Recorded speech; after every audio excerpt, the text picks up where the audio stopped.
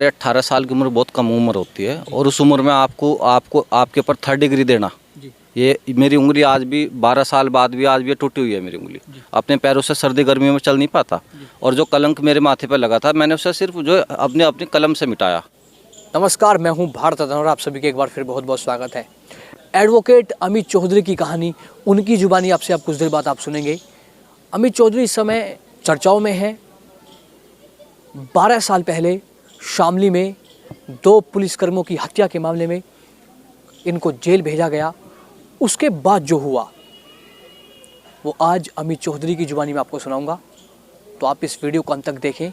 बातचीत कर लेते हैं। अमित चौधरी जी, आपका बहुत बहुत स्वागत। आपका नमस्कार, बहुत बहुत धन्यवाद आपका। अमित चौधरी जी, 12 साल पहले वो क्या हुआ था, क्या मामला था, थोड़ा आप हमारे व्यूअर्स को बताएं। 12 साल पहले जो 12 अक्टूबर 2011 का दिन था वो मेरी लाइफ का ऐसा दिन था जिसने मेरे जीवन को अंधकार की ओर धकेल दिया था। जब उस उम्र में युवा अपने सपने बुनने का काम करते हैं, अपने करियर की राह चुनते हैं, तो उस उम्र में मेरे जीवन में बहुत बड़ा संघर्ष लिखा गया था और उस अपराध का संघर्ष लिखा गया था जिसका मैं दोषी भी नहीं था। 2 साल 4 महीने 16 दिन मुजफ्फरनगर जेल में मुझे बिताने पड़े और बाहर आने के बाद जो मेरा रास्ता अधूरा था शिक्षा का, मैं उसी रास्ते पर दौड़ा। तो ये मामला क्या था सर, इसके बारे में थोड़ा आप बताएं। मामला शामली जनपद के गांव कैल शिकारपुर का ये मामला था। उसके बराबर से घटना स्थल से 3 किलोमीटर की दूरी पे थाना भवन की मस्तगढ़ पुलिया पे शामली उस उन दिनों वर्ष 2011 में 1 लाख का नामी बदमाश सुर्खियों में था। उसने 2 पुलिसकर्मियों की हत्या करके उनकी राइफलें लूट ली थी, जिसमें से 1 पुलिसकर्मी हमारे शहीद हो गए थे और एक की काफ़ी लंबी उपचार के बाद जान बची थी। दोनों की राइफल लूटने के बाद शासन स्तर से बहुत ज़्यादा प्रेशर था और इस केस में ताबड़तोड़ जो पुलिस की दबी से दी गई। 17 इसमें आरोपी बना गए। उन 17 आरोपियों में से एक में सबसे कम उम्र का व्यक्ति था जिसका कोई दोष भी नहीं था और उस टाइम में BA सेकेंड ईयर का छात्र था। सेना में जाने की तैयारी कर रहा था, लेकिन सेना में जाने से कुछ ही दिन पहले मेरे साथ ये दुखद हादसा हुआ जो आज तक मैं 18 साल की से 30 साल की उम्र तक कभी मुस्कुरा नहीं पाया। देखिए, अमित चौधरी जी के साथ जो हुआ, क्योंकि उस समय मामला पुलिस से जुड़ा हुआ था, तो तत्काल एकदम कार्रवाई की गई। और देखिए, महज 18 साल की उम्र में जिस समय एक युवा अपने सपने के लिए मेहनत करता है, सपने संजोता है, वो जीवन में आगे बढ़ने की सोचता है, वो अपने करियर की तरफ फोकस करता है, उस समय अमित चौधरी को जेल जाना पड़ा 18 वर्ष की आयु में। तो उस समय की थोड़ी आप बताएं। उस समय जब आपकी इतनी सी आयु थी, आपको इतना बड़ा अपराध में आपको उसमें शामिल आपको कर दिया गया। 18.5 साल की उम्र बहुत कम उम्र होती है और उस उम्र में आपको आपके ऊपर 3rd डिग्री देना, ये मेरी उंगली आज भी 12 साल बाद भी आज भी टूटी हुई है। मेरी उंगली अपने पैरों से सर्दी गर्मी में चल नहीं पाता और जो कलंक मेरे माथे पर लगा था मैंने उसे सिर्फ जो अपनी कलम से मिटाया। मैंने बंदूक चलाने का फैसला नहीं लिया। तो ज़िंदगी में बहुत बड़ा संघर्ष था, काफ़ी तंगी भी झेली, समाज के ताने भी सुने, लेकिन अपने रास्ते पर दौड़ता रहा। किसी की कोई परवाह नहीं करी कभी कि मेरे बारे में कोई जो क्या कह रहा है। और लास्ट में अपने केस में पूरी मजबूत पे एक सूझबूझ तरीके से जो एक एडवोकेट को काम करना चाहिए वो मैंने अपने केस में किया।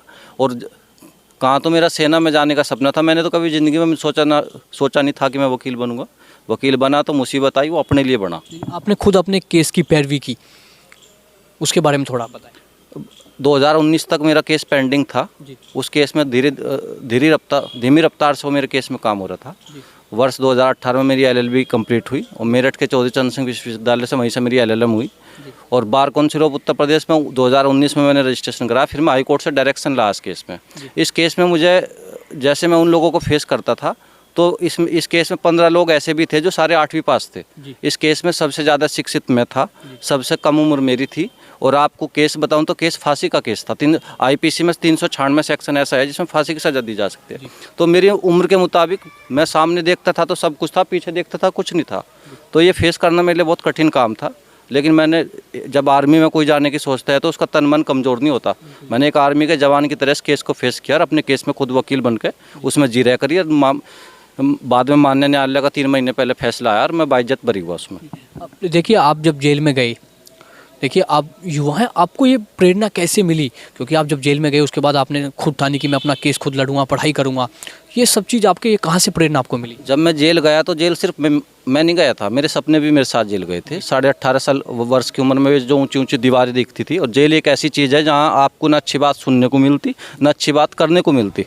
उस गंदे माहौल में मैंने अपना आप को सकारात्मक रखा और जेल में एक दिन नहीं रहा, 862 दिन रहा मैं।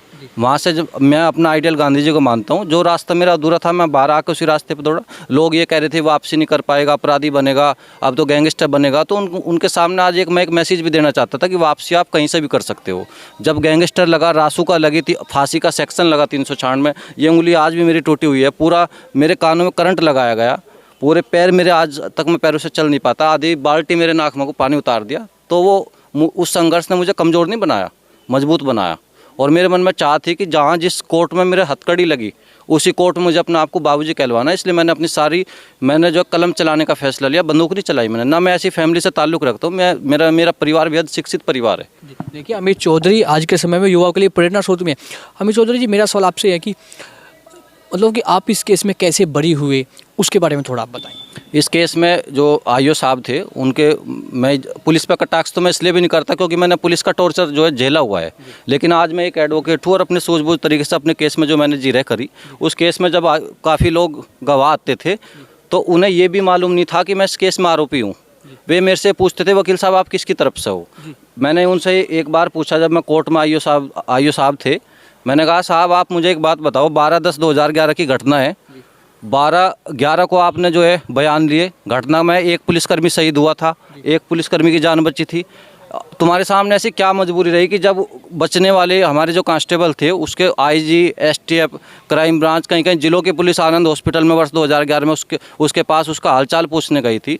जीडी भी तुम्हारा, थाना भी तुम्हारा, मरने वाला भी तुम्हारा, रिपोर्ट करता भी तुम, सब कुछ तुम ही तो थे। मुझे जेल भेज दिया 4 तारीख में। भाई तुमने मेरी शिनाख्त तो कराते, मैं था या नहीं था? मेरे 12 साल कौन लाएगा वापस? अदालत ने मुझे बाइज्जत बरी कर दिया। कोई अभियोजन पक्ष मेरे खिलाफ कोई साक्ष्य उपलब्ध नहीं करा पाया न्यायालय में, तो ये 12 साल कौन लाएगा? 12 साल जो आदमी सेना में जाने की तैयारी कर रहा हो, एनसीसी का सी सर्टिफिकेट उसके पास हो, उसके परिवार पे एक जो है माथे पे कलंक लगा हो कि उनका बेटा अपराधी है, मैंने अपनी ज़िंदगी में किसी का एक थप्पड़ नहीं मारा और कागज़ में मैं दो पुलिस वालों की हत्या का वो बनाया आरोपी। तो ये चीज़, जब ये घटना हुई उस समय आप वहाँ पर मौजूद भी नहीं थे, आप तो कहीं बाहर थे। बहन के वहाँ पे गया हुआ था। घटना जो है 4 किलोमीटर दूरी पर हुई थी, तो उसमें 16 लोग फंसाए गए, 3 लोगों का उसमें जो है अब जजमेंट आया। इसमें जिसमें दिल्ली पुलिस के हमारे कांस्टेबल थे संजय जी, उनका नाम भी था, जो घटना वाले दिन ऑन ड्यूटी थे। पता नहीं बस जो मिला उसे उठा के ठूस दिया। देखिए उस समय घटना स्थल पर भी मौजूद नहीं थे, अपनी बहन के यहाँ पर थे। उसके बाद भी 2 पुलिस की हत्याओं में इनको शामिल किया जाता है, उस आरोप में इनको जेल भेज दिया जाता है। आपने जो इतना संघर्ष किया, क्या जो लाखों युवाओं से आप क्या उनके लिए मैसेज देना चाहोगे? लाखों युवाओं से यही बोलना चाहूँगा कि आपके हिस्से में चाहे दुख आओ और चाहे सुख आओ, ईश्वर को समर्पित करके अपना किरदार निभाओ। मेरे जीवन में ऐसा कोई मेरा दोस्त नहीं है जब मैं तारीख पर जाता था जिसने मेरी मदद नहीं करी। 500 के नोट का वो सफ़र ऐसा था कि जब तारीख आती थी मेरे दोस्त मेरी मदद करते थे। और कुछ रिश्ते इस बुरे समय में मेरे से छोटे, तो कुछ रिश्ते मेरे पास आए भी। काफ़ी लोगों ने मेरी मदद करी और सब ने मदद करी, तो ही मैं आज यहाँ खड़ा। अकेला मैं कुछ नहीं कर पाता था। और तब आर्थिक तंगी के साथ साथ एक समय वो भी रहा कि गुड़गांव में भूखमरी भी झेली।